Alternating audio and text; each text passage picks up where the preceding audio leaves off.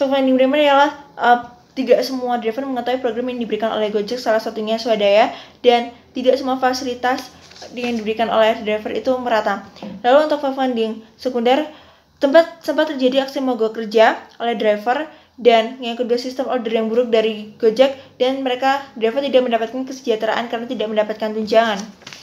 Serta sentimen ethics positif. Kata-kata positifnya ialah hubungan antara giat kerja dengan pendapatan yang meningkat. Lalu kata-kata negatifnya ialah berlebihnya jam kerja tetapi pendapatan tidak sesuai. Untuk visualisasi data, mereka merasa kesejahteraan karena mereka mendapatkan fasilitas dan bonus ketika mencapai target. Untuk mereka juga mengetahui swadaya karena itu dapat membantu mereka. Mereka tidak mengetahui kasih jempol dan pahlawan, tetapi mereka mengakui bahwa rating sangat berpengaruh dan mereka belum dianggap pahlawan karena keluh kesah mereka jarang didengar seperti kenaikan ongkos. Kesejahteraan sosial. Di isu ini, Gojek menyediakan fasilitas asuransi kecelakaan serta BPJS ketenagakerjaan. Lalu di program swadaya, masih banyak ternyata driver yang tidak mengetahui tentang program ini. Lalu untuk kasih jempol, isu kasih jempol masih belum banyak diketahui oleh driver, serta sentimen negatif data menunjukkan bahwa rating tidak berpengaruh pada pendapatan driver. Lalu yang terakhir yaitu isu pahlawan. Banyak driver yang tidak mengetahui tentang isu ini. Dan juga driver tidak merasa bahwasanya perusahaan Gojek memperlakukan driver sebagai selayaknya pahlawan.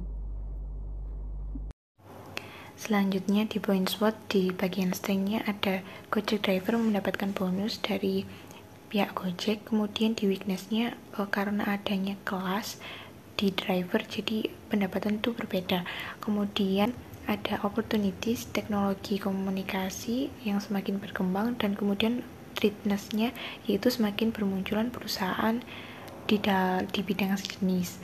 Lalu those-nya bisa dilihat di slide.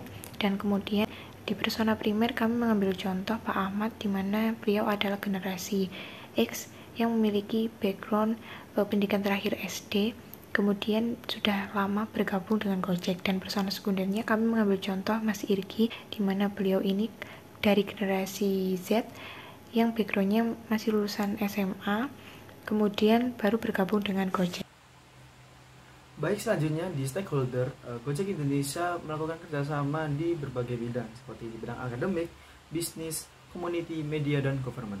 Di akademik, Gojek Indonesia bekerjasama dengan berbagai universitas di Indonesia seperti ITS, UMP, Poltekpar, dan LPKI. Lalu di sektor bisnis, Gojek Indonesia bekerjasama dengan berbagai perusahaan seperti Tokopedia, CIMB Niaga, AirAsia, Antar Aja, Link Aja, NSC Ventures, XX1, dan Lazada. Lalu di community, Gojek Indonesia melakukan kerjasama dengan berbagai komunitas di Indonesia seperti Lazismu, komunitas driver Gojek antar daerah, komunitas partner GoFood, dan berbagai public figure. Lalu di media, Gojek Indonesia melakukan kerjasama dengan berbagai media seperti TikTok, Twitter, Facebook, Instagram, dan berbagai media sosial yang lainnya. Lalu di bagian government, Gojek Indonesia juga melakukan kerjasama dengan berbagai instansi pemerintah seperti BPJS Ketenagakerjaan, pemerintah daerah, Kementerian Komunikasi dan Informatika Republik Indonesia, Kementerian Perhubungan, Dinas Perhubungan, dan Kementerian Pendidikan dan Kebudayaan Republik Indonesia. Lalu di positioning, Gojek Indonesia yaitu perusahaan yang menghargai kecepatan, inovasi, dan dampak sosial. Lalu di key message, Gojek Indonesia memberikan key message yaitu Gojek, si pembawa perubahan. Lalu di tagline, Gojek Indonesia memberikan tagline pasti ada jalan.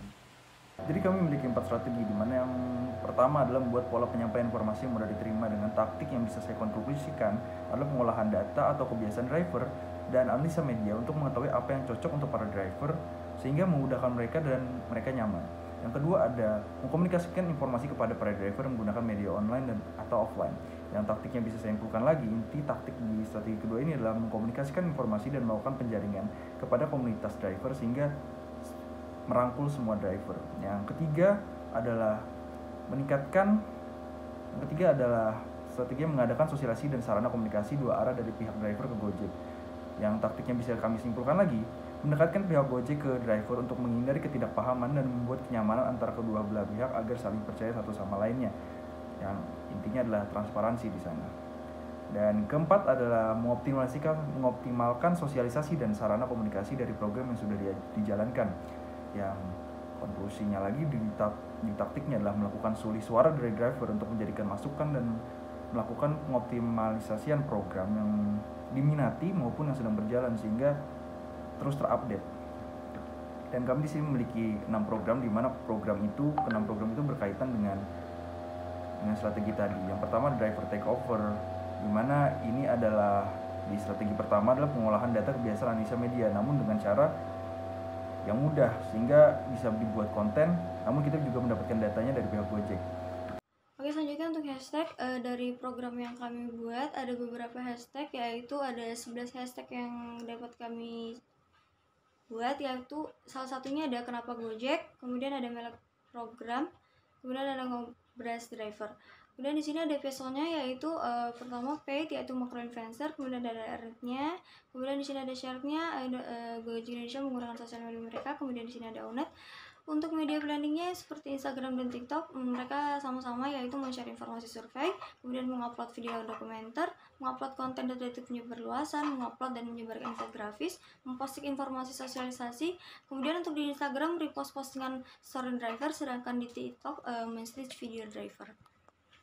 Saya Aulia Rizka Pratiwi, NIM 395. Di sini saya akan menjelaskan tentang KPI, yang dimana setiap 6 program tersebut memiliki indikator yang berbeda-beda, unit pengukuran yang berbeda-beda, dan target yang berbeda-beda. Lalu selanjutnya ada timeline, yang dimana setiap program memiliki waktu yang berbeda-beda, seperti driver takeover pada bulan Januari, Gojek X komunitas driver pada bulan April, To The Bone bareng Gojek ada di bulan Maret, Gojek teman curhat ada di bulan Oktober, temu Gojek ada di bulan Mei, dan Come Here with Gojek ada di bulan Desember. Selanjutnya ada domino effect, yaitu salah satunya ada mengolah semua data dan melakukan uji coba strategi komunikasi yang dibuat. Lalu yang terakhir ada risk management, yang dimana salah satu contohnya ada driver takeover, yaitu possible krisisnya driver menolak untuk diliput atau di video. Dan krisis handling-nya memberikan beberapa pemahaman kembali mengenai tujuan pembuatan video. Sekian dari saya, terima kasih.